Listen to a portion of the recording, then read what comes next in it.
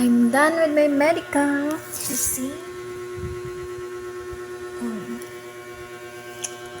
Nag-medical ako kanina, kaya tapos na. And waiting na ako ng aking next step.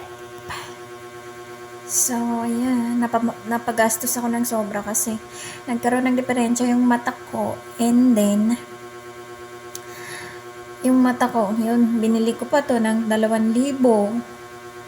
Kasi ang taas ng grado ng mata ko. Tapos, buti kong DH.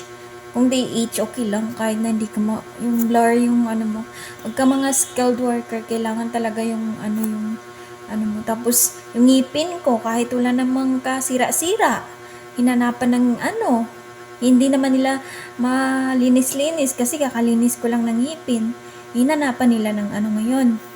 Magbayad ako ng 1,050. So, wala namang ano yung ngipin ko. Pero, pastahan natin yung ganun-ganun siya. Unfit ka pagka hindi mo sinunod yung gusto nila. Unfit to work ka. Kaya sabi ko, sige na. Kasi no choice naman eh. Kailangan ko yun.